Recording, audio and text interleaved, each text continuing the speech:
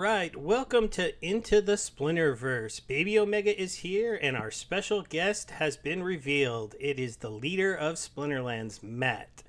You want to go ahead and say hi to everyone? Hey everyone, excited to be on the show again and get a chance to talk everything Splinterlands. Just a little disclaimer, guys. This show was pre-recorded, so if you're watching it, things might be different already, but I mean, we just made sure that pre-recorded, so everything should be fine. Yes, Baby Omega does troll the chat a little bit more than anybody else on the show. So, Yeah, obvious, welcome, Matt. obviously, the biggest thing to probably go over is not this one or that one. Had the wrong proposals. I was just looking at these ones by Claiborne about the market fees. But we've had the announcement about the next set, and so far it's been pretty well received. You guys did a lot of new things, including legendary packs, alchemist packs, these starter packs, which are very interesting, and then your standard pack, and all of it together. I think is going to be quite interesting. And I think one of the other things that I've noticed more and more and more, and you kind of brought this up, you're giving us people with a little bit of disposable income things to buy because for a long time I hadn't put any money into the game, and recently I put about $400 into the game because I needed to buy conflict cards. I needed to get a little DEC while it's cheap, and then all of a sudden I'm like, oh boy, new packs are coming. So I do think you're doing a lot of good things when it comes to that, and at the same time, hopefully it. I know some people are upset, they feel left behind, or like they're priced out, but I do still feel like this is the right way for things to go. Yeah, I mean it was also like what you said about not having anything to buy for a while. That was on purpose. I said that last year, after Rebellion. We had unfortunately before that put out way too many things and needed to deliver on a lot of those things. And there's just a lot of buyer fatigue in the market, so I needed to spend some time not putting out more stuff, kind of tying up a bunch of loose ends uh, before we went into the next kind of round of stuff. So it was kind of funny, when recently people were saying like, oh, there's more stuff we have to buy. When I feel like over the past year there was probably the least stuff put out, like new things put out for people to buy than there ever has been. But ultimately, as far as the pricing of things and I encourage everybody to look at it as if you guys are owners of the business. Because in a way it is like that, right? So not like legally or but in the value of the ecosystem, it is like that. So a lot of people complain about other games, just crypto or not crypto being pay to win or whatever. But a lot of those games are extremely successful and that the companies make ridiculous amounts of money. Sort of the difference with Splinterlands is that if ridiculous amounts of money are going into Splinterlands, it goes to the asset holders, it goes to everybody, and not just the company. So I encourage people to look at it like, oh wow, there's all these things to buy, and some of them are quite expensive. Even if you yourself can't afford them or don't want to buy them, if you're an SPS token holder, you're going to benefit from that. So, which I just think is like, if you, I had to sort of like sum up like what the unique thing about this game is. That's kind of it. It's that everyone who participates and owns assets participates in the success of the product.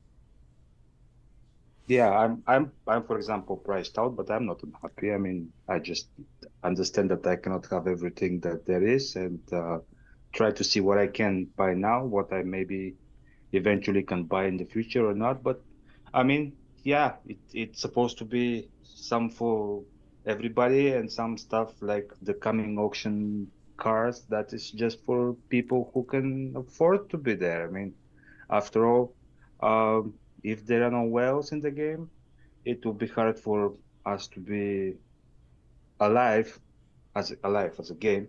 Yeah. But I'm more like one of the reasons I wanted to invite you, Matt, is I wanted to figure out about the marketing part. Um, I personally don't know, haven't had any interaction with Blazikos whatsoever, but it just sounds like I don't know. I wasn't quite convinced. I'm sure you had more in-depth conversation with him. I'm not quite convinced that he's like somebody with the knowledge to go and get us where we want to be. I mean, I feel it's more like chatter. Maybe he has some marketing background, maybe he has some good ideas, but it's like not exactly a proven record. And I might be wrong. I just don't know because it wasn't discussed at length. And I'm just curious, like the guy that was like the part-time that is coming from the Illuvium project, is he a deal, like a pack deal with him, or is it just from somewhere else? And if it's from somewhere else, why is not he the main guy? Since if anything, Illuvium has a proven record of at least doing good marketing. Yeah, well, so it it's he had the guy. His name is Andrew from Illuvium, and I'm working on a post to put out on our Hive blog for both the Splinterlands and Hive communities, sort of saying like, here's Yeah, I know how we're Andrew. starting to use those funds, and so that'll kind of introduce him and also his partner. So he started his own like agency, marketing agency, and so we are working with them. So they're not going to be they're going to work with us sort of behind the scenes, putting together a marketing and promotional strategy, and then Blaze is the one who's going to be like implementing it. He's going to be the one, putting it in place, whatever is recommended and whatever we come up with. So we needed someone on the team to lead that project. So even if Blaze himself, who I think is actually quite competent in this stuff, but regardless, we're going to be working with these other two guys that ran the marketing for Illuvium, and other companies will kind of release kind of their bios and information shortly. Um, so it's going to be like a team effort. So they're going to put together the plan, um, and he's going to be the one day to day implementing it, working with the team, getting the creatives done, getting all the data, and then we're gonna all review and see how that goes. It's gonna be probably a couple months at least before we really start going after things heavily, and in that time we're just going to be putting hopefully a really solid plan together. Yeah, I know Andrew. I mean, I didn't even know that he left Illuvium. I was wondering who Okay. this head of marketing is. Yeah, yeah, he I think did a good job at Illuvium. But do you like, uh, is there any like part of the plan that you are willing or ready to share about like what these marketing ideas can comprise of? Like just whatever you are at liberty to share. I mean, if there are stuff that you cannot, I understand. Well, I mean, we just started working with both of them, literally over the past week. So I have no idea what the plan is going Okay. to be. And like I said, it's Yeah. going to take some time. So we already have, they've just put together a whole document of like all the questions and all the things they want to know. So it's going to take some time for them to get really familiar with our game and our ecosystem and our, target customers and all that stuff. And then the hope is that they're going to create that and make a really good plan that then we will share. Yeah. Thank you, Yeah, Steve. that's really good to hear. I mean, it's good to get a little bit more background on him, and the team that you're putting together to do the marketing. I also think that coinciding it with the launch of the new packs, or really close to it, the real big push makes a lot of sense because we're already seeing DEC is starting to climb a little bit. We'll be closer to parity. The whole flywheel effect of burning SPS to create DEC will be working, and it'll be the right time to show that it's a really good story to tell that, from pack sale to pack sale, our ecosystem seems to have almost a cycle that we follow, where you get those chances to get DEC cheap. If you hold on to it, the next set comes out, you have a lot of, your buying power almost doubles depending on when you get it. And then the cards come out. There's the whole market part of our ecosystem you have to learn how to play, what cards to sell, what cards to hold, when to do these types of things. And then there's the actual gameplay, which is so unique. And it's one of the things that I think is so special about our game. I have almost every card in Modern. I lose a ton to guys who just run a Chaos Legion deck because they just put together a better team for a certain rule set. Or I forget that the Bakjura sneak team is really, really strong. And if I don't prepare for it, it beats me. And that team is really cheap to field. And so it's a game that I think people need to understand. You can come and you can compete at all levels with all cards. You have that chance to really be sneaky, especially as you continue this push of additional rule sets. That went under the radar this last week, but you put out those 5 new rule sets, and that just mixes things up more. It makes it so much more interesting when you're playing the game.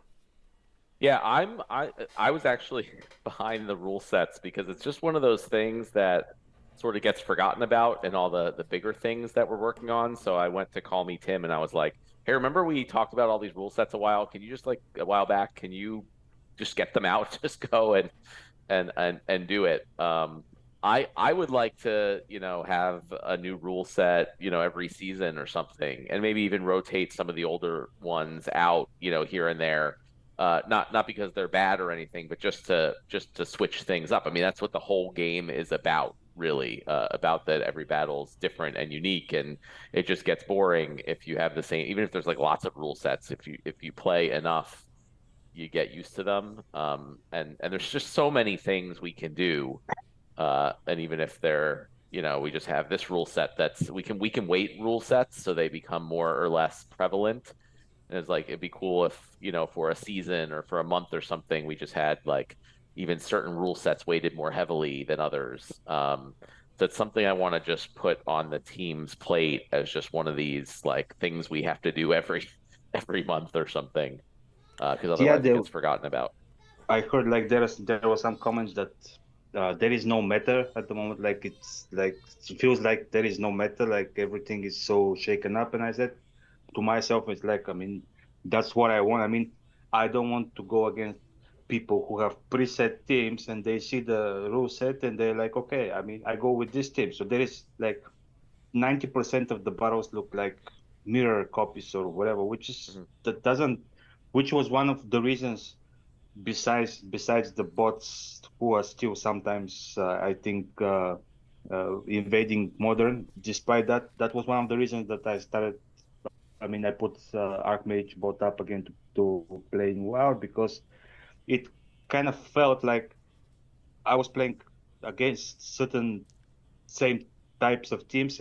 That was just for me a little bit boring, but it's now it's looking way more interesting. So I'm considering starting to play manual again. But on talking about bots, how are we on that issue with Skylar? Do you think it's implemented is it in the final stages, or is it's already implemented, it's working as intended, and everything is fine on the Modern bots front? Yeah, that's a good question. I don't work with him on a day-to-day on that. So that's Royal Eagle is the one kind of who spends a lot more time on that. So I haven't heard a lot of complaining about it, which to me is a good sign.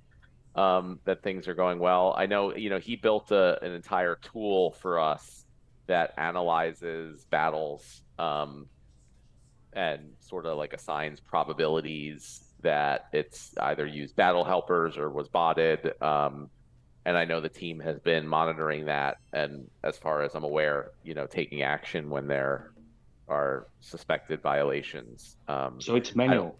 It's manually done. Well, it's yeah, it's an automatic tool, but it doesn't automatically take any action. We want to review anything before any action is taken. Human moderated, yeah. Yeah. But yeah, generally I feel like it's we put a lot of work into that, and it's more than we've ever done in the past, to say the least. Yeah, I have to admit, I've always been playing in Modern. Right now, I kind of get stuck in the Champion 3, Champion 2 area, and it's really competitive, but I don't see a lot of the teams that are just vanilla copies of each other. And so I don't know how many people are botting successfully, especially with the new rule sets coming out now and all the new cards. I mean, just trying to get to learn when to use the new cards and what and how they work together is very interesting. The new summoner with blast, but you lose a character, has been an interesting one to try. I thought I would just always win with it, but then I've lost more than once because all of a sudden I'm running into reflection shields, and I'm like, where did those come from? So it's definitely a very unique game in the fact of how much things change. And then we're a week away from the next two cards coming out. 2 weeks, I think, but yeah. Or 2 weeks? Okay. Do you know when stats will be coming out? Is that next week? I know we have the little images of them just then. I was told that the stats were finalized like last night. So I mean, I guess normally we kind of plan to release them, as soon as the previous one ended and have them available in the game. But since I guess they weren't finalized till last night, it was too soon for the release. So I'd say within the next week we should have an announcement, the stats of those. Okay. Yeah, And we're all everyone's looking right now. We're waiting for those stats to come out because then you're like, okay, I got to time my DEC buy here. Yeah, and I mean, I I personally have been buying DEC pretty heavily. Yeah, I guess I've been buying, here and there for a while, and I should have like thought ahead and been like, oh well, we're going to be doing all this stuff. I need way more. So I've been buying a lot in the low 80s.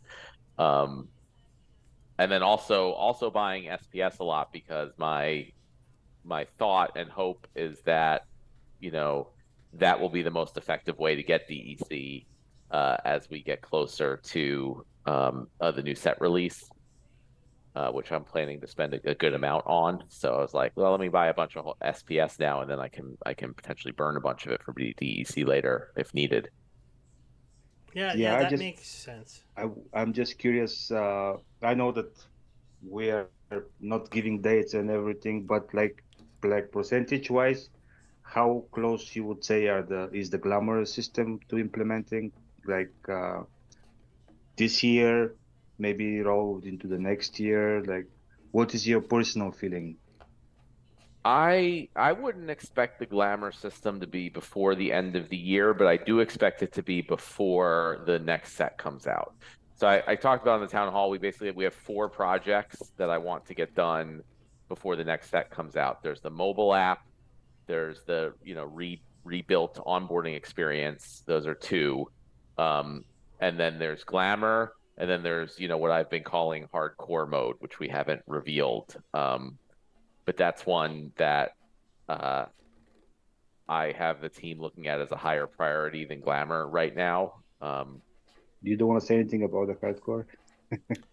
Am I correct in my little thought last week that the one thing you gave us is hardcore is looking to give a little extra value to the older cards? Or is that not for sure? Yeah, I mean, yes, it's something that will give value to older cards. And I think I mentioned also to give value also to players having multiple copies of a card. So I'm hoping it can help, really pick up the rental market and just general market volume. And then especially, for things like Chaos Legion, where it's much easier and cheaper to have many copies of a card, it could benefit that too. So I think it's a pretty cool thing. It's hard because I'm very excited about it, but I really don't want to talk about it while it's still being worked out, because sometimes as we work through these things we kind of find roadblocks. But that's... Well, here is off the record. Here's everything is speculation. So yeah, not that nobody many will people hold you, watch our show. Nobody will hold you responsible for anything you Right. say. So I'm not ready to talk about it, but that's something I would really like to have out. And it's one of those things like I want to put out and a lot of people are gonna be like, oh, well, why don't you do this and why don't you do that? And there's all these cool things, and I'm gonna be like, yes, I agree, but I just want to get it out there, and the best way to figure out what works and what doesn't is to put it out to the community and let people try it. So I'm kind of been pushing the team to see how we can do it quickly, and go from there. And it's the type of thing where my hope is that Bland can be involved.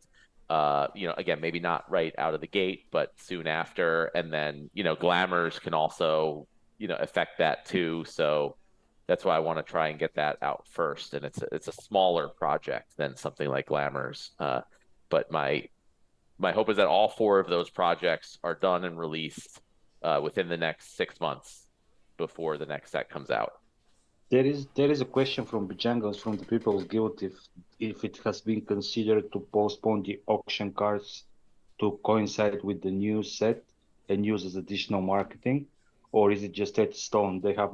You have a certain date for the auction cards and then certain date for the new set, and that's about it. Well, I mean, there's nothing set in stone. We were planning to do the auction card next week. I think next Tuesday that is scheduled to go out. Assuming So much time to change stuff. So I mean, we could postpone it. I mean, I would prefer not to. And it also, like, if the auction card is successful, we can do more of them, right? There's still the Yabat Mat card at some point to be done. So we can do maybe 1 or 2 auction cards a year or something like that.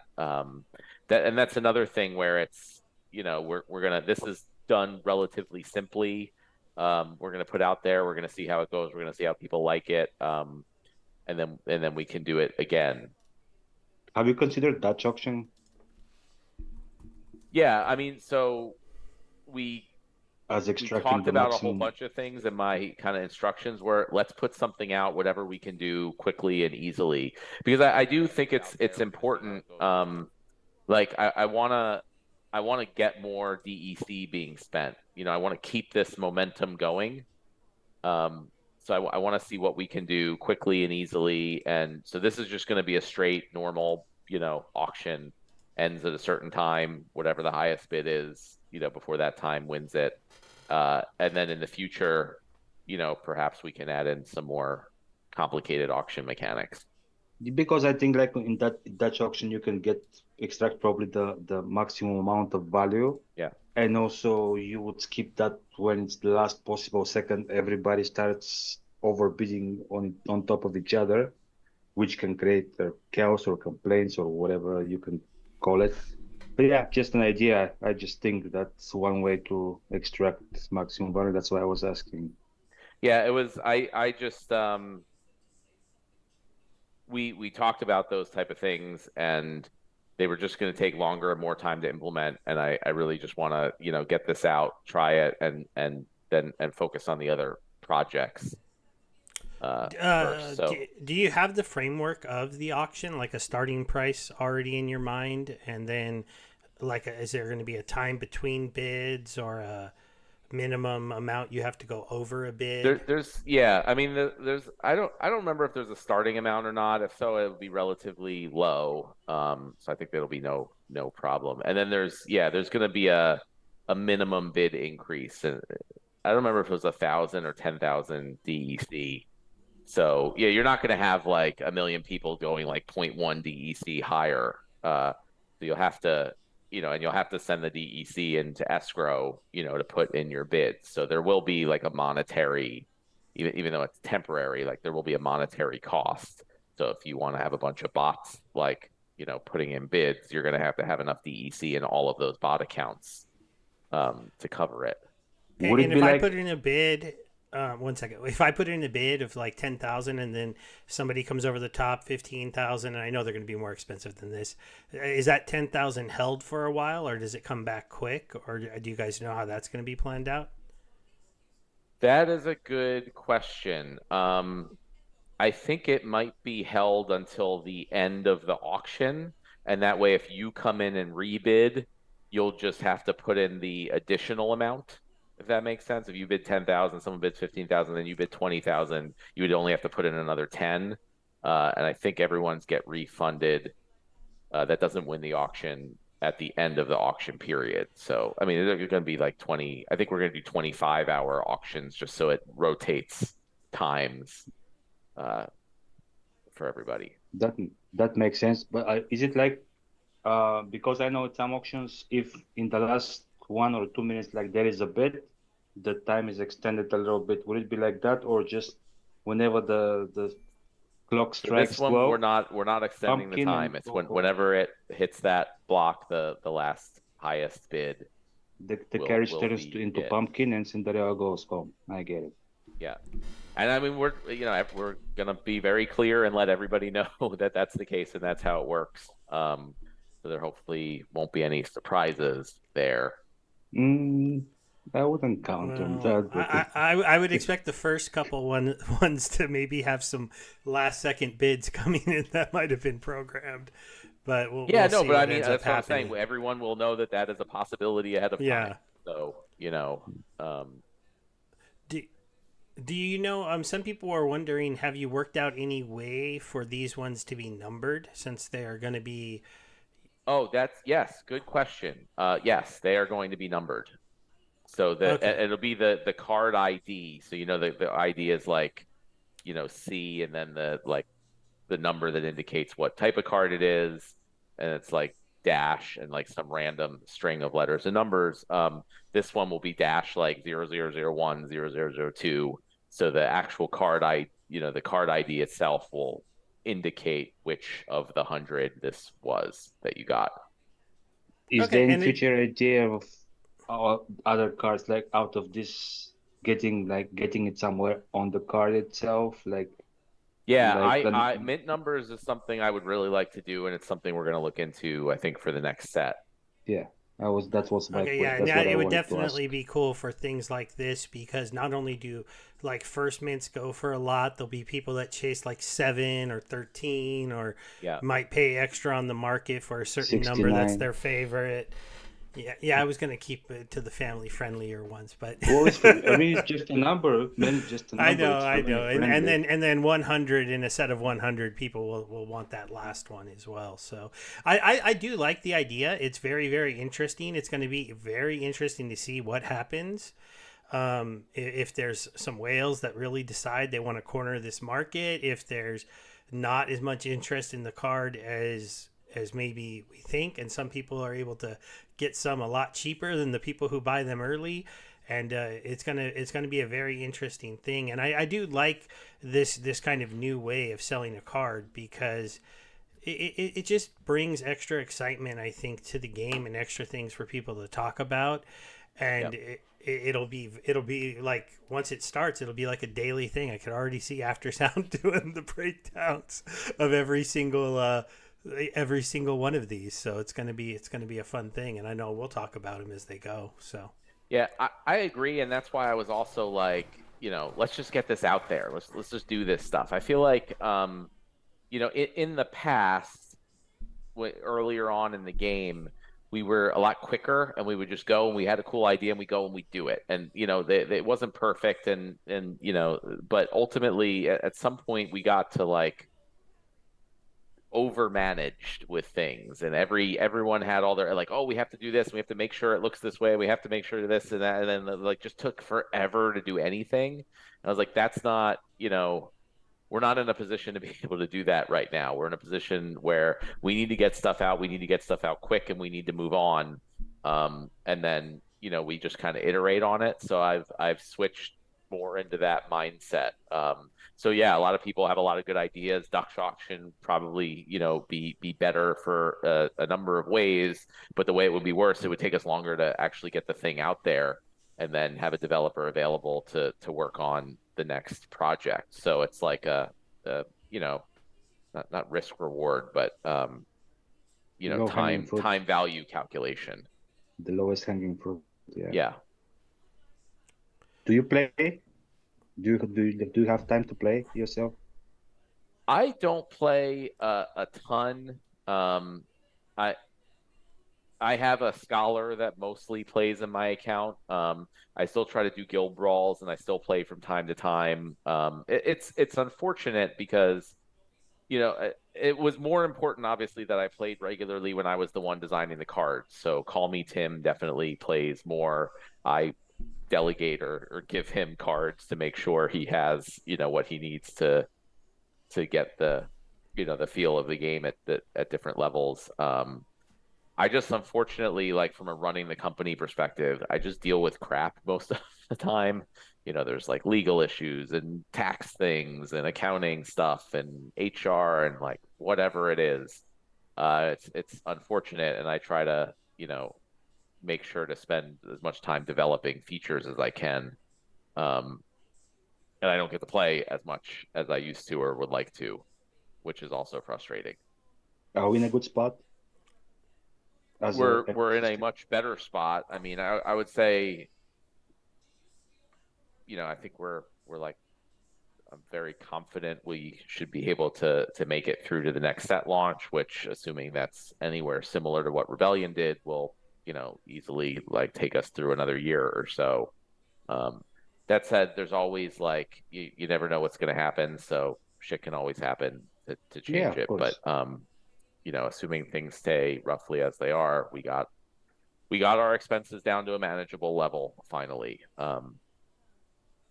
So Yeah, I was asking more of like your opinion, your personal opinion, rather than from the CEO position of how things are looking financially and stuff like that. oh Like, are yeah, you well happy? I'm very excited uh for like all the four projects I mentioned plus the new set. Like this is kind of the most excited for like the things we've been doing that I've been in a while. Um yeah, and if the kind of marketing team we've put together can actually make a splash, so to speak, that could be pretty big for this project. My real hope and expectation is that things really start to turn around in the next 6 months. Is the new player experience in a place where you can already start jumping into marketing, or is that also something that they will be waiting until it's polished before they start doing any attempt at marketing? I think, Blaze is going to start doing some things here and there, where he can. But like I said, I think it's going to take a few months to put a real marketing plan in place. And my hope that will coincide with when we have a much better onboarding experience. So I think having a mobile app is really important, and just having a better onboarding experience overall is really important. So I don't want to do like a whole big marketing push now. um, I think we'll just lose a lot of people coming in. Royal Eagle's been doing a lot of work, like just looking at all the people coming into the game and what they're doing. Um, and so we can, fix the problems, fix the things that they're not understanding, or that make the game difficult. So things like the starter packs um, will be really helpful. Um, And then, as far as the on like one of the four projects I mentioned was like redoing our onboarding experience. So that's going to be effectively like making a free to play mode for people. Right now, if you come in, you can play without buying a spell book, but it's like you really can't do much of anything. Um, and so a lot of people need more than that before they decide to purchase the spell book. So we have been working out the details of a system. Like now that we have glint and soulbound rewards and stuff, there's no issue like for the ecosystem. If people come in and they can play, the idea is that we want to make it so people can come in, just sign up with their email address, create an account, so they don't necessarily have a Hive wallet or anything like that. They're playing the game, and they can have a full game experience. So they can play battles, they can earn glint, they can buy soulbound stuff in the glint shop. They can even buy packs. They could buy cards off the market, all using credits. They can do everything in the game basically except earning any like DEC or SPS tokens, and they can't send anything out of their account. So it'll be just like a standard, free to play game, free to play Web 2 game. And so that will allow people to really experience Splinterlands and then hopefully like over time be more comfortable saying, yeah, I want to buy the spell book, I want to get my wallet, I want to, unlock the earning features of the game. And we don't have to worry about, since all the stuff they'll be getting is soul bound unless it's something they pay for. We don't have to worry about bots farming that or anything. So I think that's one of the 4 projects we plan to have done over the next 6 months. That'd be one of the higher priorities of the 4. And then I think we can do a lot more with marketing, once people have that experience, and then hopefully also a mobile experience of that same thing. Are those people going to be like an incubator playing against each other, or they'll be just like, even though they're not earning, they'll be just playing against everybody else? Like... Yeah, no, they can just be thrown in with everybody, right? Because they can get all, they should be able to get all the same cards. They can buy packs, they can get cards with Glint. So there's no reason why they need to be separated. Well, I mean, more like protecting them, not protecting us from them, like, because they don't have the experience necessarily to. But the idea is they would be matched up against, people that they'll be in bronze, right? They'll be matched up against people in bronze. And that's the idea of the rating and matchmaking system, is to match people against, reasonable opponents. Yeah, I haven't checked in a while, but I remember that before, like even in silver, it was like max decks competing in silver. I don't know what is the situation now. No, it's not like that anymore. I don't. Yeah, think. they just put it. They added some. You're still running those liquidity bots, right? That gives we have a few little bit groups. More. Yeah, we have a few groups running the bots. Siler is one of the people helping manage that. Yes, we have a few groups running. Yeah, like a whole lot of bot accounts.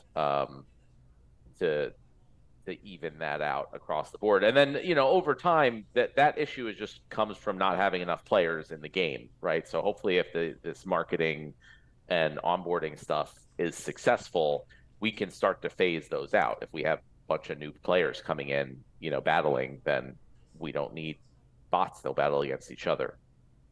One of the questions that came to my mind, and Bajangles really quick here, does that mean that possibly in bronze or maybe a complete rework, you're thinking about staked SPS not being as big of a part of Glint distribution, or having maybe a baseline and use it as a bonus or something?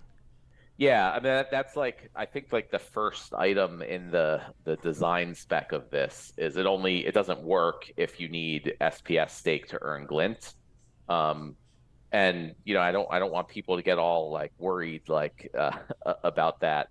Our hope is, I look at it like this, like the real value of SPS is basically that everything in the game is priced in it, right? So that's, and when I say that, it's through the whole DEC and SPS conversion thing, but just simplifying it, it's basically like if you want anything in the game, the value goes to SPS tokens. So ultimately, from an SPS holder perspective, I think the goal is not necessarily to find new and different ways to give SPS value within the game. It's just we want people spending money on in-game assets. That's the thing we need to focus on. Anything else where we're like, oh, you need staked SPS to do this, or you need staked SPS to do that, is kind of trying to just compensate for the fact that people weren't spending much money on in-game assets. So that my focus has been, well, let's put out lots of really cool stuff. Let's get a bunch of new players in here. Let's get a bunch of money buying in-game assets. All that value goes directly to the SPS token. And in order to do that, I think we need to remove that SPS requirement, or just like you said, make it a bonus rather than a requirement, so that new players can come in and have that full experience. I mean, I would look at it like, if someone wants to come in and never buy a spell book, never create a Hive account, but still wants to buy packs, buy cards off the market, maybe get all the way up to Champion League or whoever, like, who cares, right? They're putting money into the ecosystem. Yeah, of course. And that's fine. So we need for them to be able to earn Glint, kind of just like everybody else.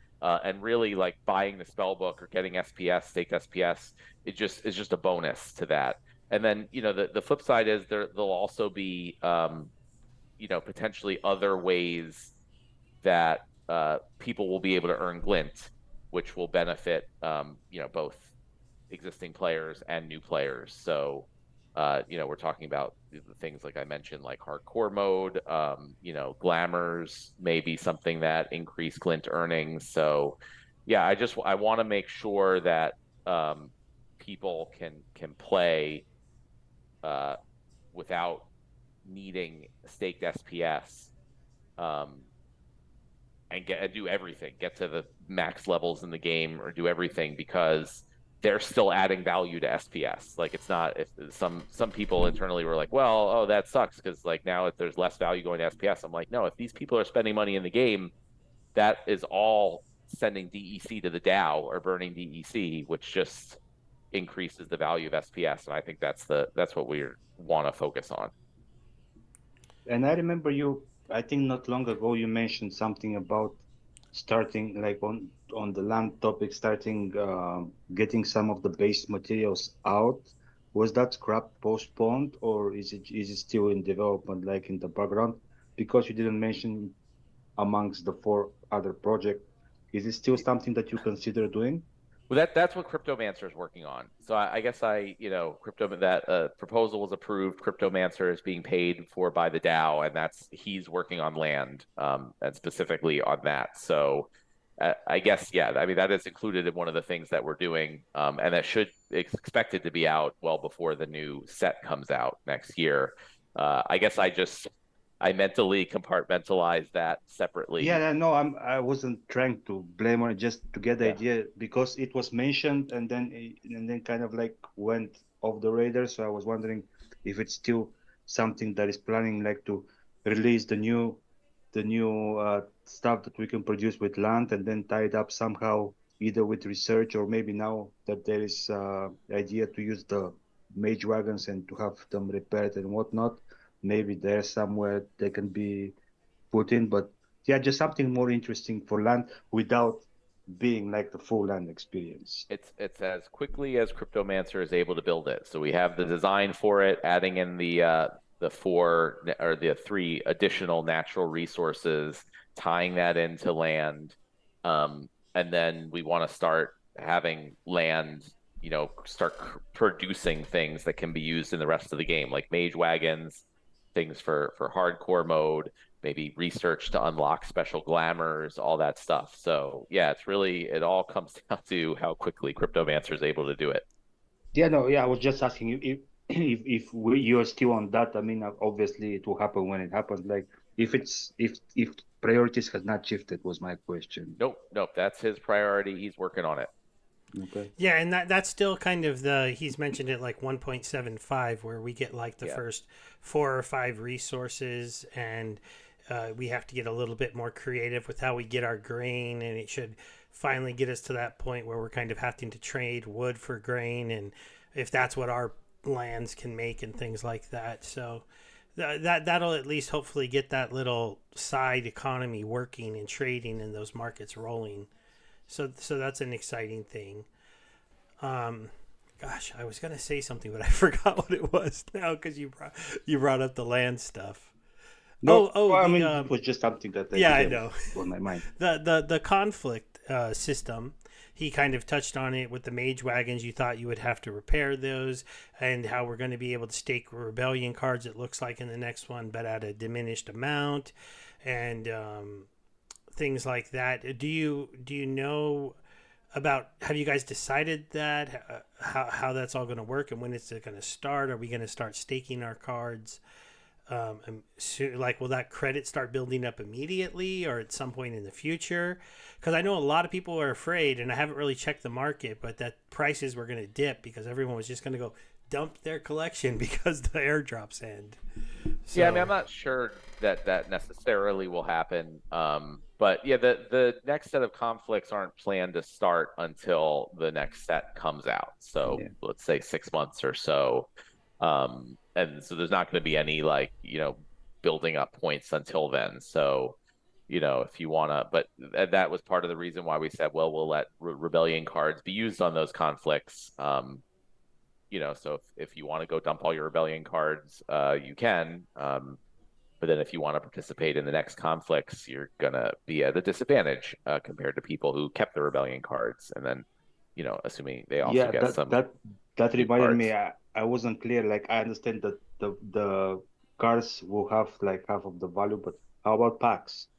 Are pack Pack, going to count as sorry, well? yeah, cards and packs, everything. Rebellion packs Okay, half the value also. okay, Okay, yeah, that's good to know. that's important. Yeah. Okay, After Sound has a very important question. It's groundbreaking. He wants to know if you can retire back to basics.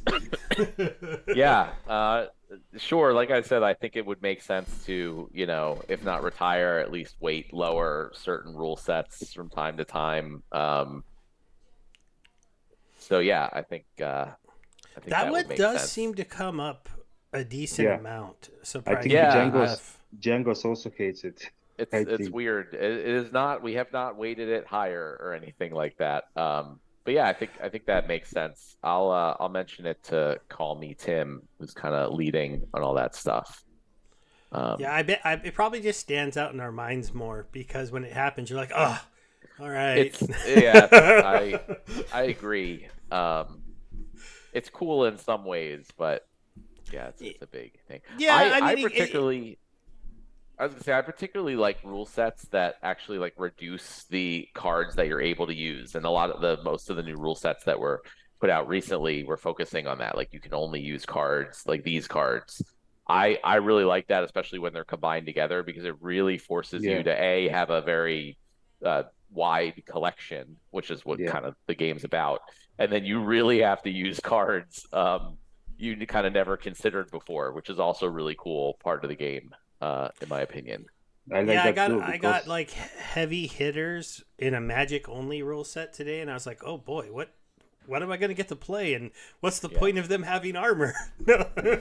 yeah, So it was definitely a weird one. So these kind of things, I think those ones too help a lot because when you limit collections, it does give advantage to the people who spent the time to collect more cards or yeah, to level more cards, who are and that's spending important. for the first time. I'm not only investing money in the game, I've been burning DEC on battles again. Like sometimes, and I know other players are saying they're doing that too, because the new rewards cards are good, and you want to make sure you earn enough to get those to a high enough level.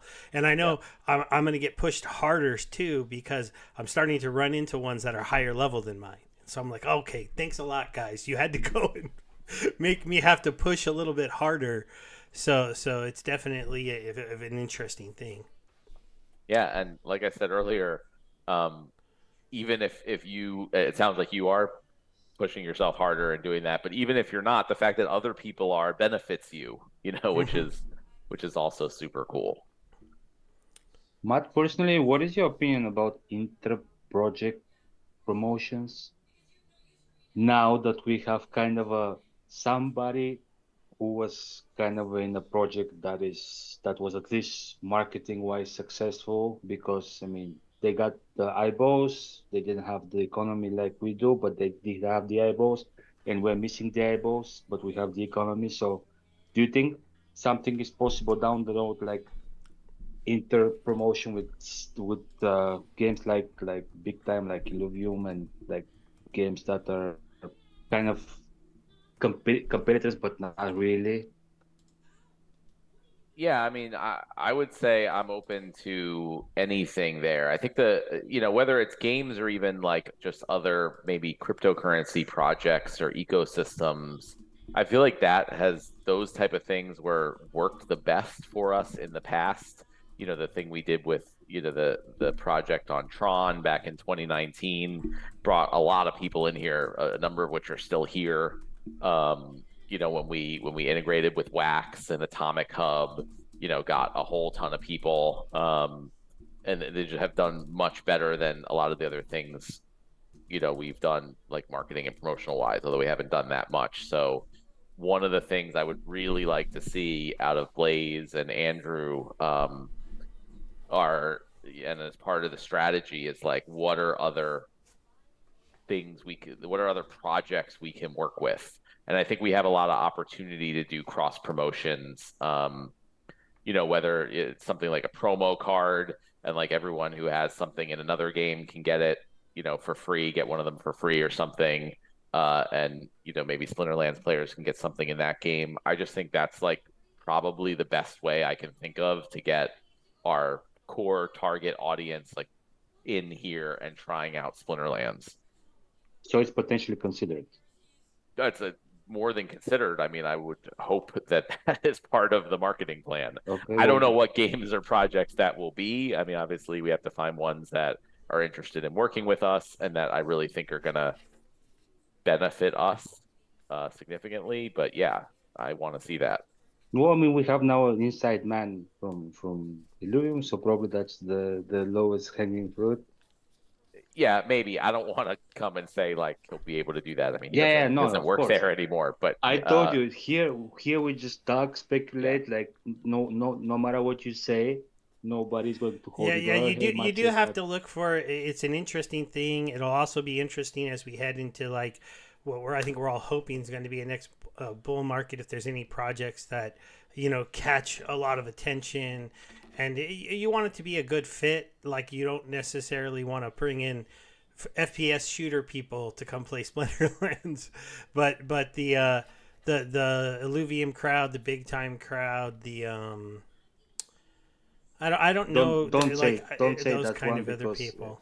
Yeah, he doesn't like me talking about the other one, the Paragon. the one that shall not be named. Yeah.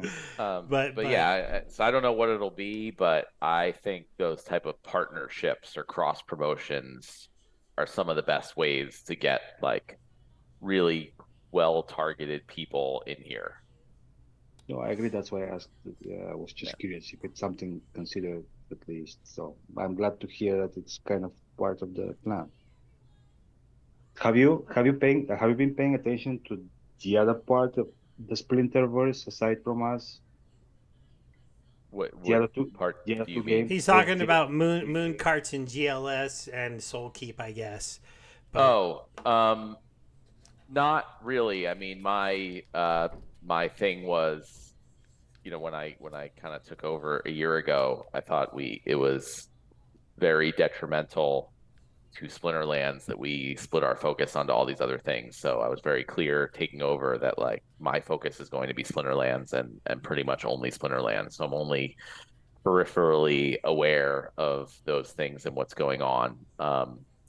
My focus is on 100% on Splinterlands. I meant like on personal level. Like, are you keeping the tab? Like, are you interested? Like, are you rooting in a way for Well, I'm for? 100% rooting for them. I know certainly a lot of Splinterlands players, are pretty much the only people who have participated in those projects, which is also a problem in itself. So, I want them to do well. Of course, I know Aggro, that's his thing, and I want him to do well. I bought stuff in all those projects to help support them.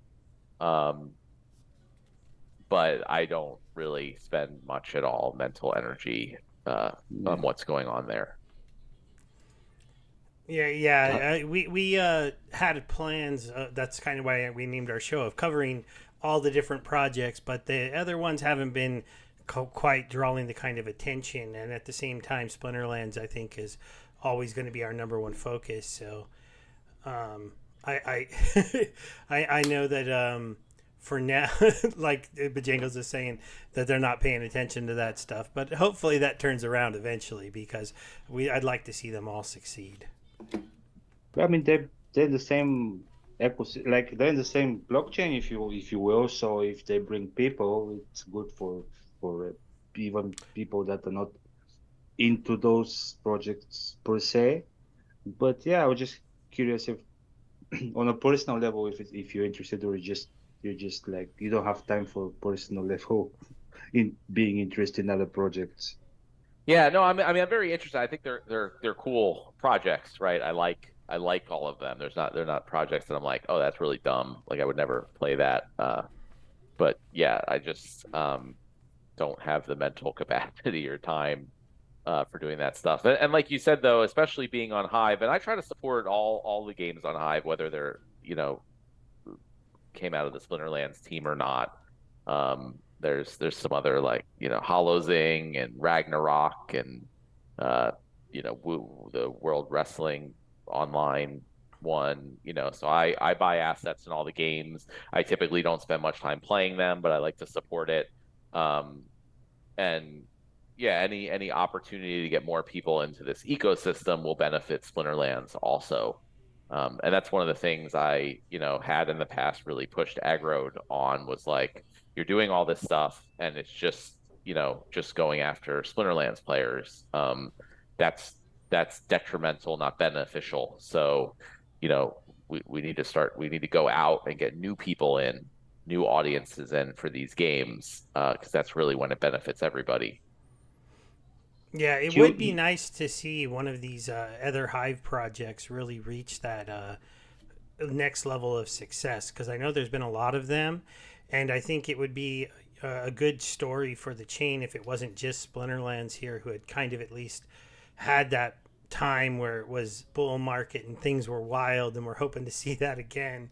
But at the same time, I do know when you bring Hive up, it's not as well known. Not a lot of people understand it, and it would be, it's one of those things I laugh about. I'm like, this price does matter to our ecosystem because a lot of us have a stake in it, and if we could get this to go back up to where it used to be, $2, $3, $4, it just makes everyone in our ecosystem have that extra spending ability. Yeah, I mean, it's literally paired to DEC and SPS, so it would quite literally bring those prices up with it. So yeah, I mean, obviously Hive doing well will be extremely beneficial. Yeah, it is unfortunate. I've been waiting for the big projects on Hive for many, many years, aside from Splinterlands.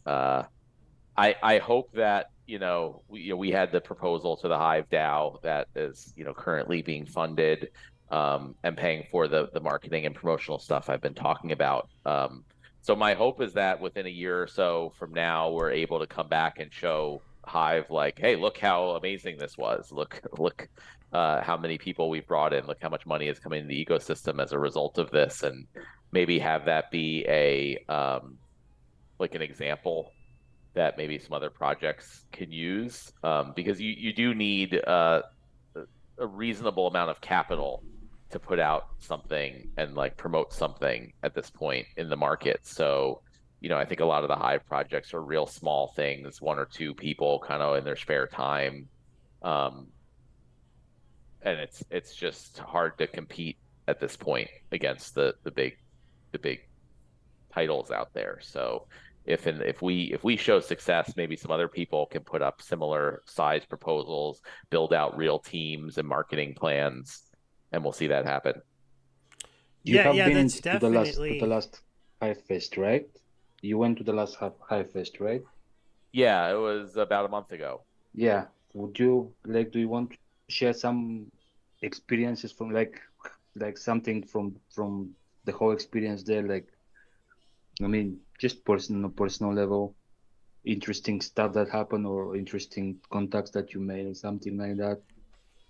Yeah, I mean, I had a great time at the event. It's awesome to be able to like see people that in person, or meet people in person that I've talked to and worked with for years, and never met. And I feel like you get with online interactions, sometimes there's, people aren't the nicest, so to speak, and it's totally different when you meet in person.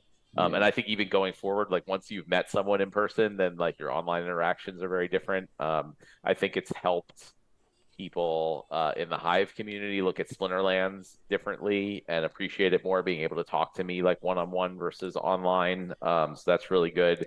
It was a relatively small event, unfortunately. So I'd really like to see that. Like the last one I was at was in 2018, and I think it was 2 to 3 times larger as far as number of people there. Obviously 2018 was like right after that bull market for that cycle. So yeah, my hope is that we see a lot more people coming out, and then there was I think there was a group. There was someone from like Dash the Dash blockchain and cryptocurrency that has been doing a lot of work with the InLeo project to kind of integrate Hive and Dash in some way. So it's good. I'd like to see more like people outside the Hive bubble kind of coming to the event and making it sort of more of a general crypto event than just the Hive event. Yeah, do But you all, see possibly with this next year, hopefully if things are going better, Splinterlands being out there at more events, maybe in conjunction with Hive? Because I don't think I've heard of you guys going to a lot of the things that go on in the crypto ecosystem. Yeah, yeah, we definitely conferences and stopped stuff. doing that. As far as like budget cuts, that was like an easy first one. I don't I guess it depends on the event, but a lot of the events we went to were just kind of, I don't know, use the term circle jerk is used on Hive. It's just like everyone there is a business just trying to sell you their services. So, it's not like we would go to these events to get in front of like thousands of potential customers. It's like really everyone there was some, crypto related business trying to get us to work with them. And I was like, what is the point of, paying for a booth and flying out there or whatever to do it? But that being said, there it is good from a like business development perspective. So if we were talking about doing cross promotions with other games or other platforms, like you'll meet a lot of people from other games and other platforms there, the teams behind them. So you might get a lot from that perspective. So yeah, I mean, if we're in a position to do it, we'll do it. I would love to also be in a position to do another Splinterfest because that was one of my favorite things that we've ever Yeah, that done. was fun. So as soon as we're able to do it, it's going to happen again. But obviously, like right now, it's not on the radar. Got it. The We the understand the why. rework of the promotional, like the what am I trying to think of? The inviting people to the game. Affiliate system? Affiliate system, when that starts going, if people want to start doing more local meetups for Splinterlands players and things like that, is that something that will fit in well to that, the way you guys are working that out? Yeah, I mean, I don't remember all the details, but it was pretty much we were building what was in the proposal that was passed. So I don't remember off the top of my head because it was a while ago, but I think if there's opportunities to improve that, we would be open to it. And that's something, I plan to be part of the onboarding kind of overhaul project. We'll include the revamped affiliate system. Okay, that'll be interesting. I know like After Sound's done a couple meetups. We've talked about doing one with him when next time he's out here in California, because that's where we're at. So One thing I do a lot of meetups, not necessarily Splinterlands, but I go to a lot of crypto blockchain meetups in the area. One thing that I think is going to be extremely helpful is the mobile app, because you're at meetups, being able to just like pull up the game on your phone, have people be able to download it and try it out is like 100 times better than not being able to do that. As far as Yeah. you literally get people signed up and in the game right then and there. It's better now already than it was say a year ago or 6 months ago. Like the mobile experience is improved, but I think we still have a lot of work to do. So my hope is like 6 months or so from now, we will have a much better mobile browser experience and an app in the App Store. So when you go to those meetups or you run the meetups, you just tell everyone, oh, just go download the app or just go to splinterlands.com on your phone. Here's some promo codes, for a spell book or whatever. And just get everyone, or you won't even need necessarily promo codes for spellbook because people will be able to kind of do everything without the spellbook. You could have it, if we have, you could easily just send people some cards or something to get started if people want to do that. It'll just make it a much easier experience. yeah, maybe When pe instead of spellbook promos, like maybe a 10K glint promo code or something, so that when you start up, you Yeah. can go to the rewards place and get a couple rewards cards, or open a couple chests and kind of appreciate that right away. I know you guys added in that new chest as you level up. which is nice. I'm still waiting to see somebody pull a good reward in those, but I pulled a couple good things, but not great things. But I still brag about them. But it's nice to be able to like be playing one day in League Up and be able to take a screenshot and tweet it out again, because that kind of thing was missing. We got to the point where it's more like just like, oh, end of season, I can go get some rewards and share that, but it's not the same thing. So Yeah, I think like a Glint promo code would be perfect. And that's kind of the whole purpose of the Glint system and everything being soulbound, is it's like a way that you can do that without people being able to take advantage of it. Yeah, exploit it. The worst thing they could do is buy a bunch of DEC to unlock the card. That doesn't really hurt us. Right, yeah, that's fantastic if people do that. So yeah. When PvE boss fights, year-wise. When's what? Boss PvE fights and boss fights, year-wise, yeah. like in years. I don't know. Yeah, that was, one of those things where I didn't even know we were selling the bosses and the boss fights. That was one of those things that Aggro kind of sold early on, and I was like, "What? We're doing like, there wasn't a lot of thought around it, unfortunately." So I'm trying to make sure, it's something I would like to do. Obviously, it's something I would like to get in at some point, but I need to really we have very limited resources. So if that's not something that I think is really going to move the needle, which I don't right now, or compared to the time and investment required to do it, it's just not on the radar yet. Well, it was more of a joking question. I'm not expecting I know that a lot of stuff is in the waiting queue. So I'm not expecting, but yeah, the people usually sometimes curious, like when this, when that. So yeah, that's something that haven't been mentioned for a while. That's why I was like, when PvE and when boss fights. Man, that would be a funny one to see come out. You're right. I don't think it's. I think what you have in the priorities makes sense. Having a really good mobile app would be nice, because right now, if I wanted to show the game on the phone, I'd have to be like, okay, download the Hive blockchain. Okay, let me get you a Hive account somehow. Let me right. So the one thing is, if we take out that requirement, even if we don't have a mobile app, like with our onboarding overhaul, you'll be able to just go to splinterlands.com in a browser and sign up and do everything in the game without a Hive wallet. So that will be a big bump.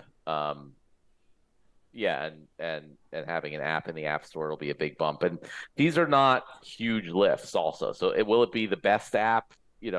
Probably not. And there'll probably be some work to do on it.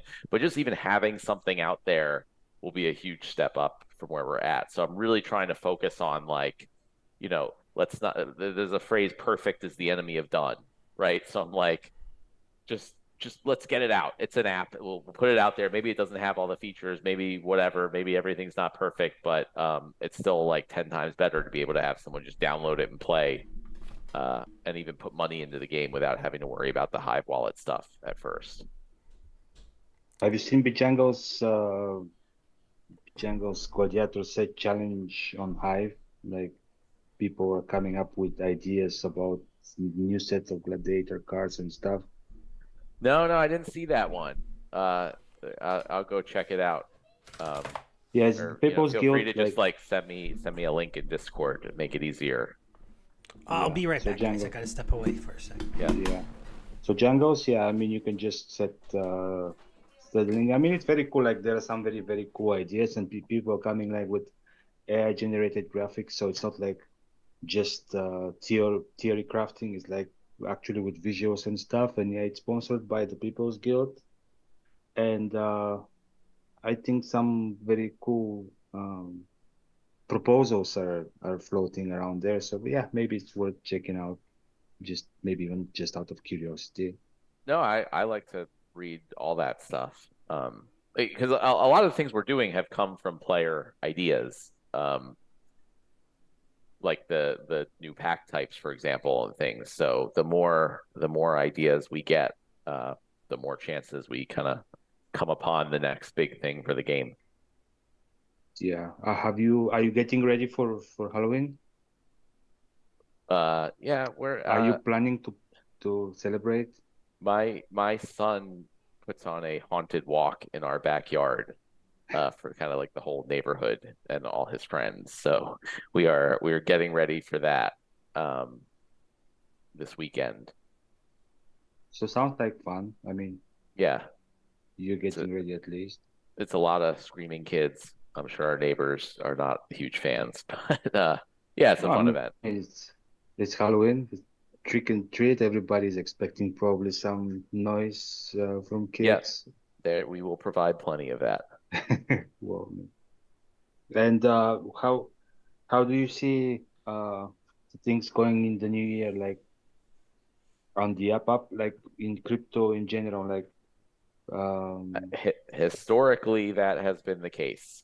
So yeah. we'll see. I mean, it's very crazy time here in the U.S., especially I live in Pennsylvania, which is Oh, like okay. the biggest of the swing states, You as they have to call it. register to vote. Yeah. So I'm very looking forward to this whole election nonsense being over one way or another. Everybody is, yeah. Yeah, so I think it's also going to be good for crypto either way. I just think, having the uncertainty out of the way is gonna help. And my expectation is like it seems to happen every 4 years. I don't know why this one would be different. Yeah, I mean, I was wondering, do you expect the history to repeat itself? Because I mean, it repeats itself until it doesn't. So I mean, just every time it Yeah, looks unlikely that it will happen, and then it just happens out of nowhere. And we're getting close to around Christmas, and if my memory serves me well, it's around that when people are starting to get crazy. So you're expecting that to be happening this year again, I guess. yeah. I mean, that again, I don't see any reason why it wouldn't. I feel like everything in the world seems to be going in that direction for Bitcoin and cryptocurrency. Um, you And Yeah, know, yeah, for sure.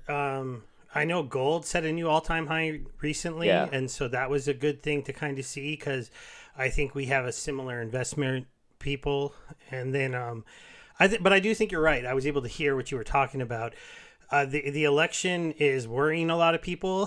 The issues in the Middle East are worrying people. So hopefully the election finishes, maybe that stuff calms down a little bit, and then I just think the ETFs pushed us a little high, a little early, and then we now hopefully we'll see that next leg and see what that does for Yeah, everyone. and it's like government money printing is rampant and continuing. I don't see that stopping. Geopolitical tensions, all that stuff is like, also ramping up, unfortunately. But it's all like, at least for Bitcoin in particular, like that's why Bitcoin exists.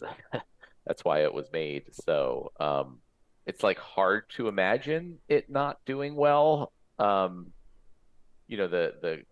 Whether whoever wins the election, regardless of who wins the election, it's clear like the crypto community has much more say and power than it has in the past. The SEC is losing lawsuits, on a regular basis. It seems these days, like it's kind of just hard to imagine this is not going to keep doing very well. And so yeah, I'm just as always excited to be in this space and be a part of that. Before we continue, I just because I know it's already like 10, around 10:15 where you are, Matt, and I really don't know when, like, I don't want you to feel uncomfortable to say when you need to go. When you need to go, you go. But just giving you like an out if you want to take it. If No, not, we're more maybe than happy. maybe another like 10, 15 minutes. Does that Yeah, sound I good? mean, yeah, I mean, we can stay here for hours. I mean, I'm concerned about your part. Like, I'm just making sure that Yeah, you our know that. show doesn't usually start for 45 minutes, so Got it. Yeah, no, another 10, but 10, 15 minutes should be fine. I always, I do a lot of these in the evening for me, and I'm like, that's late and the long day, and I'm tired. And then I get started talking about this stuff, and I get really excited, and I didn't even notice what time it was until you mentioned it.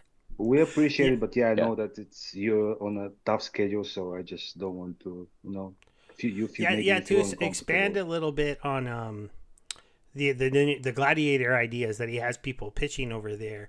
I know part of it is going into like a different name for the gladiator cards. That way, they won't be part of the current summoners that can summon gladiator cards. And then they're all just kind of going crazy on what their ideas would be. But do you think that that's something that you guys might do, is to not allow the new gladiators to be summoned by the current rewards that can summon gladiators? I haven't even thought about that at all.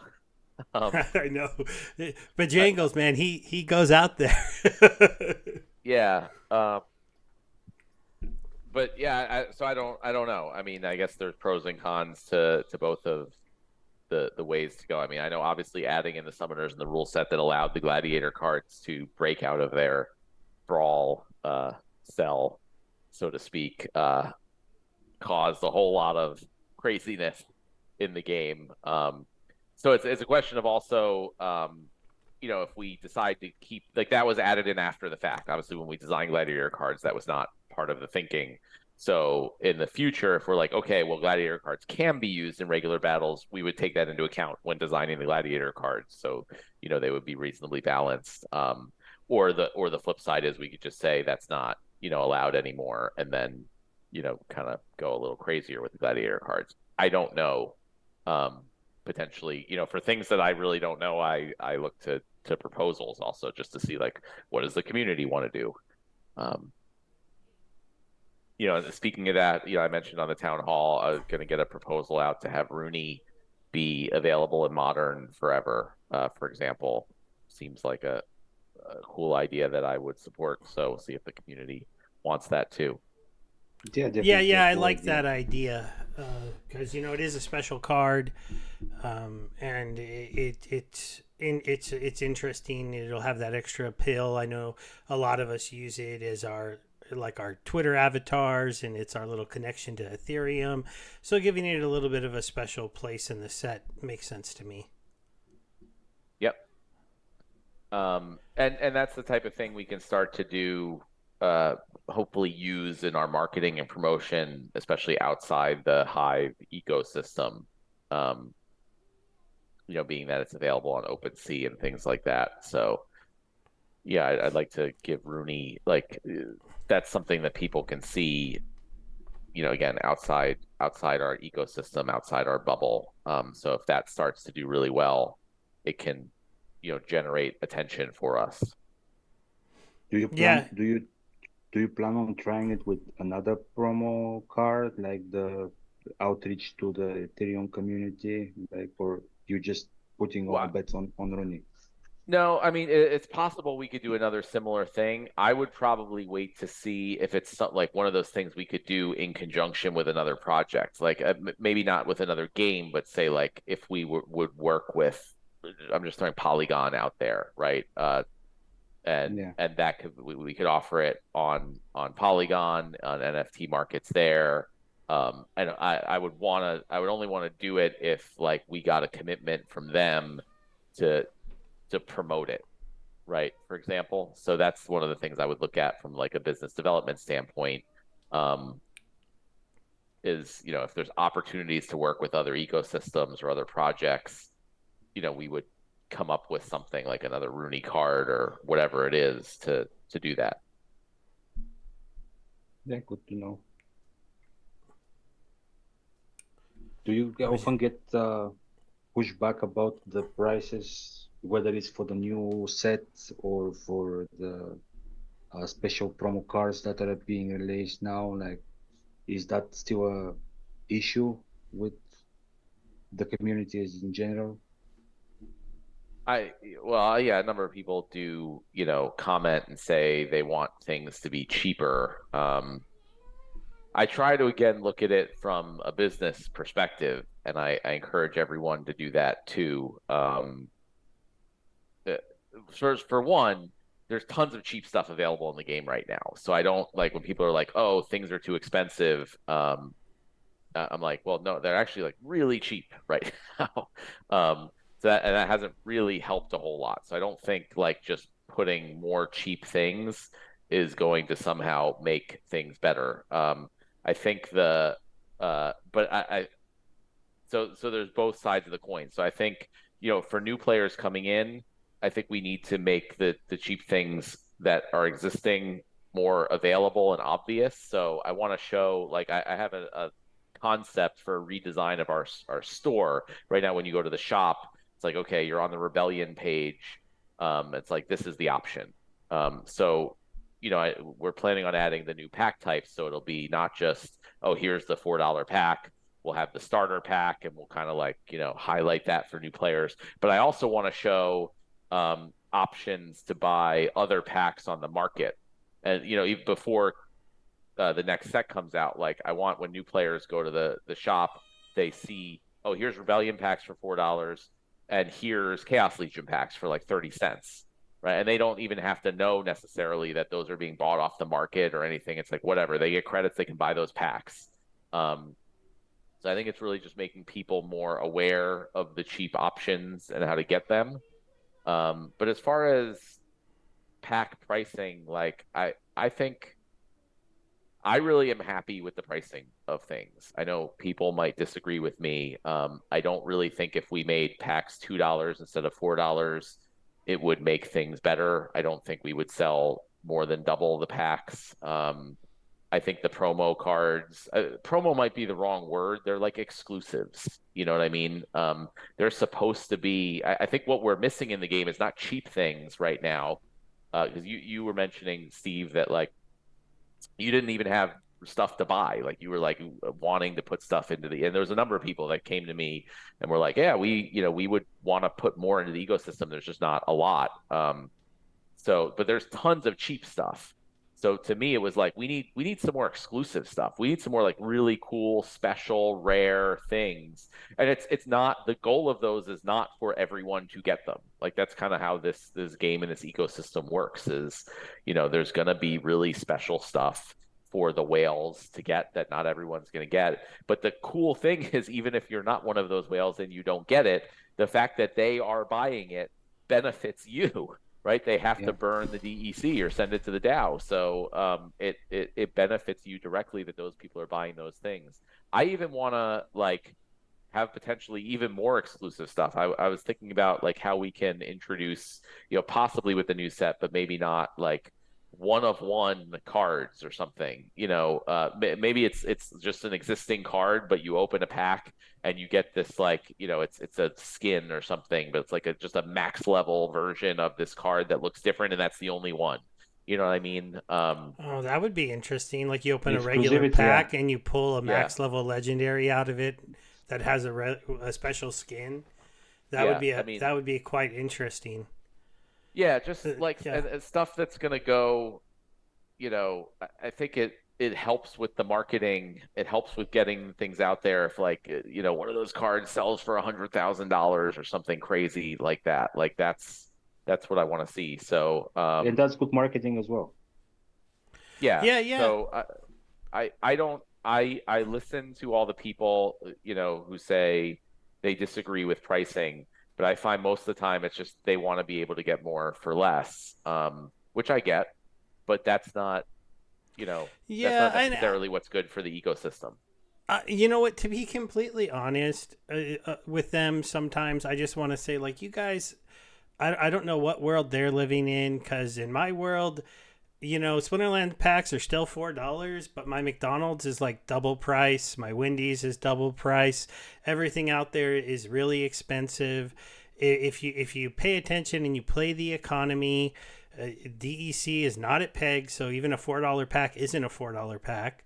And then there's two ways you can always approach this market. Those of us that buy packs and open and rip packs, we're hunting golds and legendaries and golden legendaries that make those packs sometimes be worth less than what we paid for them. When you hit those things, you're taking that roll of the dice, you're having that adrenaline, you're using your potions you've stored up for months, and then there's guys that rip tons of packs searching for those things.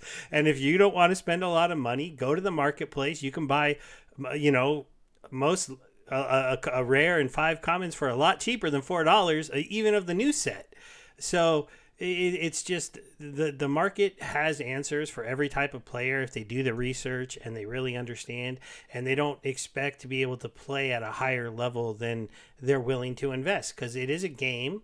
It's supposed to be a hobby in my mind. It's supposed to be similar to the other TCGs of the world, and none of them are selling packs for $2. So I don't see why we should be. So I would also like if we did $2 packs for the next set, it would devalue Rebellion cards, right? Necessarily. That the value of the cards for the next set, like the average price of the commons, rares, epics, and legendaries, gold foils, would all be roughly half, right? Because the price of those cards is based on the price that people are able to get them in packs. People generally don't sell them for a loss. So if the new set of cards are just half the price on the market, then people just really aren't going to buy Rebellion cards. So one of the things I talked about over the last year was maintaining card prices and having sort of like a baseline value for cards. And I think that's really important. I think that's one of the things we really screwed up with Chaos Legion, was just being like, oh no, we need money and we don't want to reduce our expenses. So just like sell packs at like $1 per pack, in bulk sales, and it just destroyed the prices of those cards. And even if it's a different set, it doesn't matter. Like ultimately, they're assets, and if you put more assets out at lower prices, that dilutes the value of all the other assets. So to me, it is really important that we keep the pricing at least at that level. And yeah, I know now there's level cheap options with like chaos and everything. Do you expect kind of a little bit kind of a shock when the new set comes, because that would mean chaos being out, and then pretty much only expensive cards will be the ones that stay modern, because I think with the limited amount that the Rebellion cards are, and with the new set being probably uh, with at least slow beginning, with people getting into it, like with the new people coming, it might come to a point where it turns out to be quite an expensive endeavor to play in modern. Well, yeah, I think everyone's gotten into this mindset mostly because of super cheap Chaos Legion guards, that I hear a lot of people say, like, you can't compete without max level cards, right? And everyone thinks, like, to play Splinterland, you need a max level set of cards. And I think that's really the problem. Like, people should be able to play and have fun and enjoy the game with all different levels of card sets, right? There are many games that I play, uh, just regular whatever, Clash of Clans or things like that. Like, I don't have the max level stuff. I get to whatever level I get to, and I slowly move up over time, and I am matched against people at similar levels, and I have an enjoyable game experience. So this whole concept that you have to have max level cards. I know there was a time, recently when we changed some things, and it was mostly max level cards fighting, and it was very difficult. And that unfortunately led to that mindset. But as we get more players in the game and we've added the liquidity bots, players should get to whatever level, whatever purchase amount they want, and hopefully are able to have an enjoyable experience where they're able to earn glint and get some things and move up. So like it's not necessarily very expensive to play in modern. It's just very expensive to play at the highest levels of modern, which is exactly, in my opinion, how it should be. Yeah, but what I'm saying is now people that I think a considerable amount of people that are used to playing at highest levels for almost Yeah. no DC rent cards, and at some point, once the chaos is out, they'll be like, oh, what to do now? So, I mean, do you think we might potentially uh, lose those people? And do you care if we do lose them? And like, how do you see the whole? That's why I'm saying, like, do you see eventually things maybe Yeah. being a little shaken up around that time? Because people don't realize now that they're voting for the new set, but I don't think they completely put in the back of their head that once this is out, actually, then Chaos Legion is moved out of Modern. So I think yeah, there will be a shakeup, but again, like I've said also many times that like we in some cases you have to rip the band-aid off. So I don't want to leave something in place that I don't think is good just because it's a shock to people. And you can look at it two ways. One, people can look at it like, oh, I was getting something and now I'm no longer getting it. The way I think is more correct to look at it is like, oh, people were getting to play and earn rewards at the highest levels for smaller investment for a long time. So they got the benefit. yeah. They were around earlier. They took advantage of these things. They got a huge benefit for it. Now that can't stay around forever. Like the goal should be long-term sustainability of the game. So yeah, that's probably going to be a shock to some, but I think most of the people voting for the proposal, they understand that. I think and they want that. They know that that's good. I think to kind of Oh, it's move good for past the me. Chaos Legion era.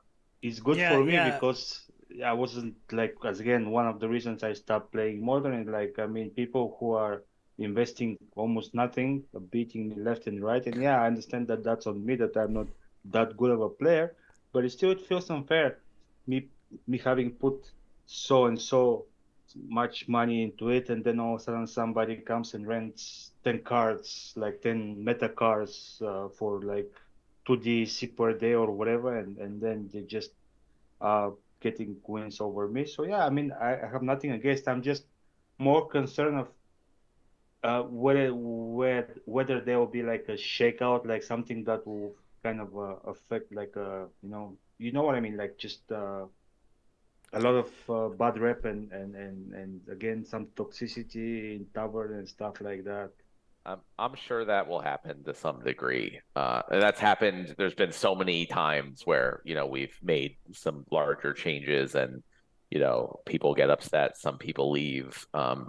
That's But not but even a also change. That's something that was like Yeah, that's this not is new. That's it's well, supposed to right, happen, and regardless, things change, whether it's a surprise or not a surprise. People get upset, people leave, but also, and at the flip side, a lot of times when people argue like, oh, we shouldn't do this because some people are going to leave, I don't look at that as a good argument because also a lot of times it's like, oh, if we don't do that, then other people are going to leave, right? So that, yes, people might come and go based on those things.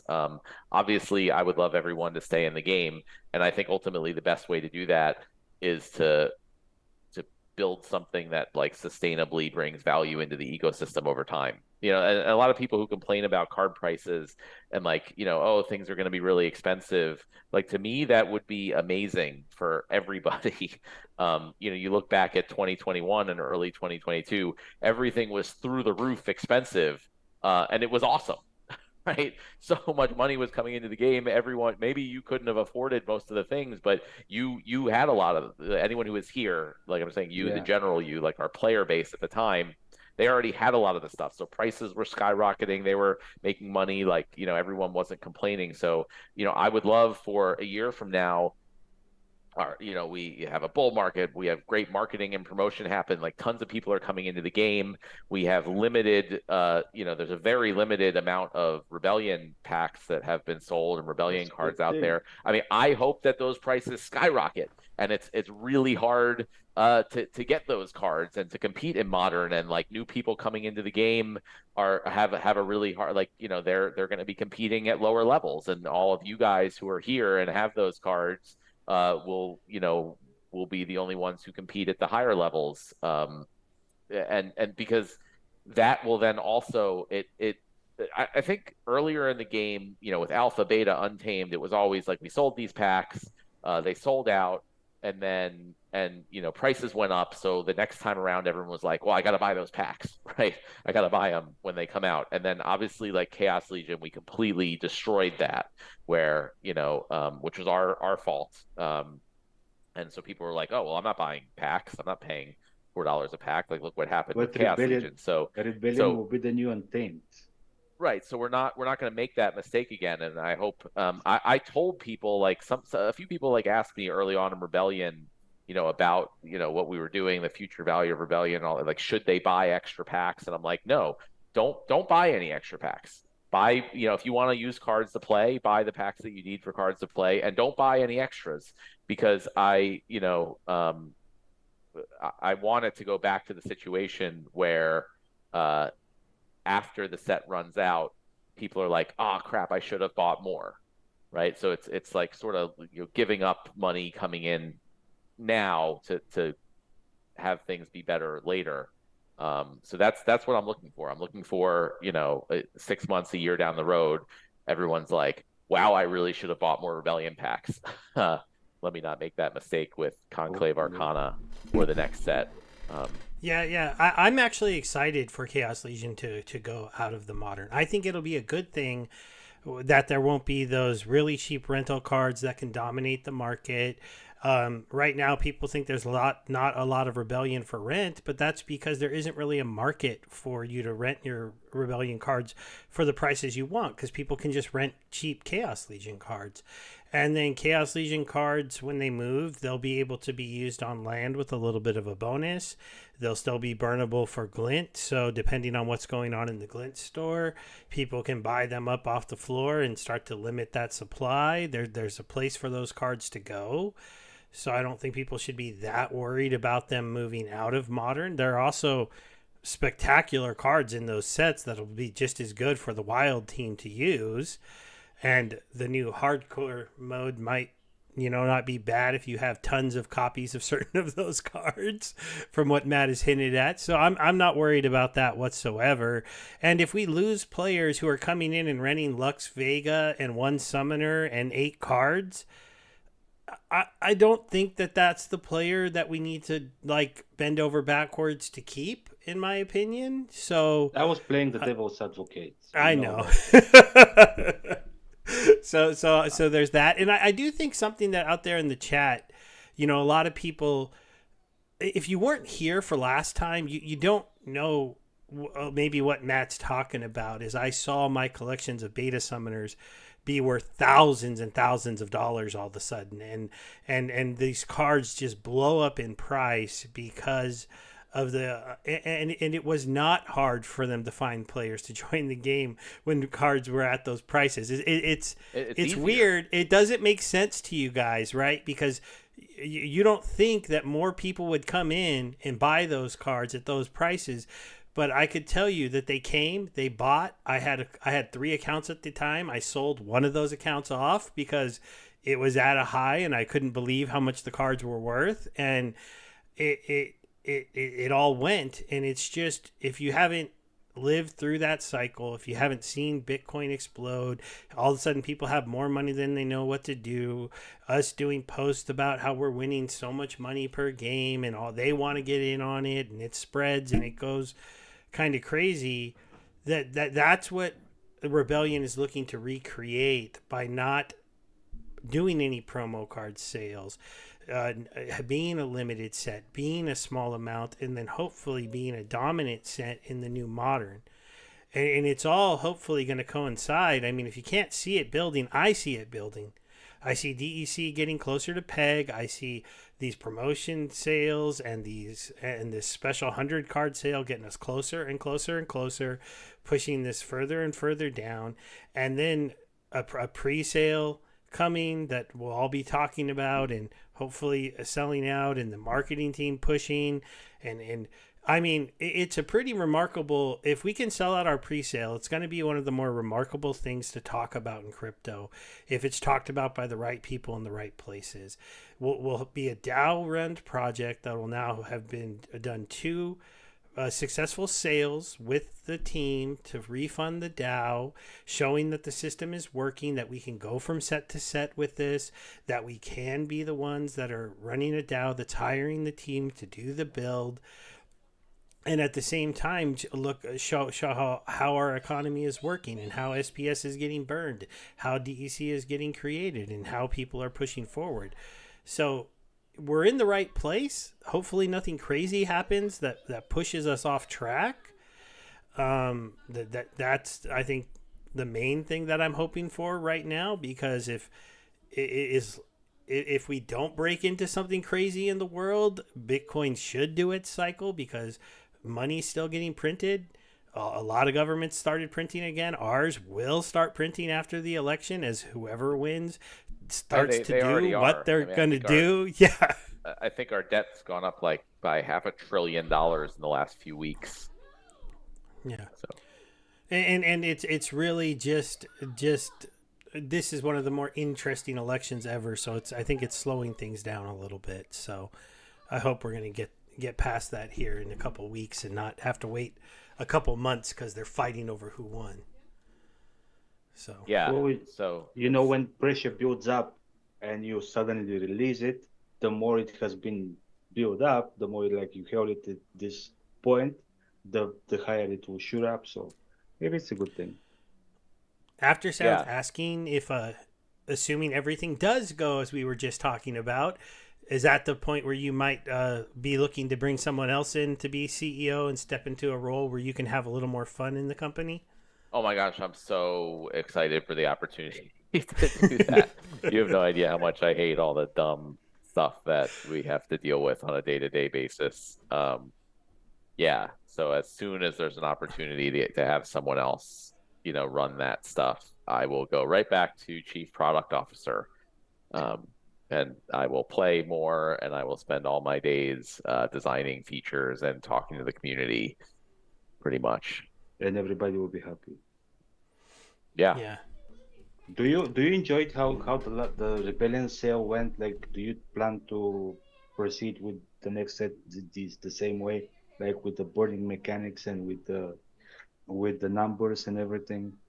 Yeah, I mean it was all in the proposal, so pretty similar things. So I thought Rebellion was done very well. Plan to do pretty much the same thing. Obviously, there's the new pack types that are a little different, but other than that, it's pretty similar. And yeah, you mentioned like the DAO and the money coming in. And one thing like that people should note is like we actually have currently a profitable DAO. Over the last year with the Rebellion and the stuff coming in. The DAO is making a profit. I expect it to continue to make a profit. That's a pretty exciting thing. And I mean, I know obviously the profit is in Splinterlands tokens, which isn't as good or the same as it being in external tokens. But the hope is at some point as more and more value comes into Splinterlands and it gets to the point where Splinterlands tokens, the DAO can sell those without to pay for US dollar denominated bills without causing any real market issues. But just generally overall, the fact that we do have a profitable DAO, even at this point in the market cycle where things are still kind of at a relative low, is pretty amazing. And that should really, if things turn around and get to a high, the DAO should be doing quite well also, which will open up a lot of opportunities, I think. Which means we were doing very well too, as participants. Yeah. Yeah, all right. I guess it's been like 30 minutes. Yeah, we talked a little bit. Yeah. No, but this is good stuff. Yeah. Thanks so much for coming and hanging out with us again. And you gave out a little bit more info to the people that showed up here, and I know they were looking for that. Sorry, we didn't decide to do battles, but we were talking about other stuff. Yeah, some of them wanted to see you go to the battle screen with us. The challenges with the ghost cards is popular. Most weeks we do a few battles with the people in the crowd, and it's nice to be able to do that. So that was a good feature, Ed. Yeah, definitely. And I really do want to get in like, customizations and challenges, rule sets and that type of stuff. So we talked about that in the town hall a little bit. It's on the to-do list. We'll see when the team can get to it. And, if I haven't been reading the chat, I know you guys have brought up a few questions in there, but, post it in the town hall channel if there's something you want to ask that I didn't talk about specifically. I'm trying to get to that. A few times a week. We appreciate you stopping by, Matt, and it was a pleasure for both of us, I think, to talk to you and for the people that were actually listening. So yeah, we should do that again sometime. Yeah, for sure. It was fun for me too. Thanks. All right, well, have a good night or morning. Yeah, night. Yeah, yeah. We'll see Night you for around. both of us. We're out here on the Oh, West okay. Coast. Oh, So. he meant the audience probably, but yeah. Oh yeah, I guess I Yeah. don't know where they are. Yeah. Thanks, Matt, and see you around the game. See you guys. See ya. Bye. Well, that Oh, was well. fun, right, guys? Yeah. I mean, I don't know I how know you're much not longer asking we'll me, go, but we'll stay for at least a couple more minutes. yeah, a couple more because I'm already sacrificing from my Lakers game. So I took one for the team. Oh, that's right. Today was the kickoff of the Lakers season, huh? Yeah. Yeah. So I do root for them too. So I just haven't paid as much attention during the LeBron James years because I wasn't as big of a fan of him. So now it's he and his son. yeah, it is going to be interesting to see him and his son play together. I don't know how much I love that he's handing off the Lakers to his son, but maybe he'll be a really good player. We'll see. So No, his son not, but LeBron is still a good player. So it will be interesting. yeah. The Haunted Walk sounds cool. This Friday I'm doing another trunk or treat at the school, so I'm going to miss Game 1 of the World Series, at least most of it, but that's going to be interesting. And no, the Lakers. Well, the Lakers might suck. I don't know about it this season, but in general, I don't think they they're a will. good franchise. I think they made some good changes and they'll be quite good this season. But regardless, it was a pleasure being around you guys. I hope you enjoyed the whole Matt conversation because it wasn't like really an interview. Yeah, we got him to And touch on a lot of stuff. That was a lot of fun, for sure. yeah, I enjoyed it. So yeah, I'll be leaving you, and we'll see if I can catch some of the game that is left. And we'll see maybe next Tuesday maybe we'll have another episode. Yeah, And probably sometime next week, unless something big happens and there's a reason to go live on the weekend. We'll be who back knows? around our Maybe regular day maybe on we'll Tuesdays, I think. maybe we'll have another guest. Who knows? Oh, this guy. Oh, and you can all do an extra thanks to Bebe because he did book that for us again. Oh, So, it's okay. I mean, you know. doesn't matter who does it. It's important that we get people that people want to hear talk All right, and not everyone. I necessarily guess we'll see be. us fight. Yeah, I guess we'll be signing off, Folks. everybody. And Bebe's off to watch basketball, and I'm off to see what my kids did to the house because that's why I had to run away for a moment. And I see you didn't catch around, it all. guys. It was fun. Bye, guys.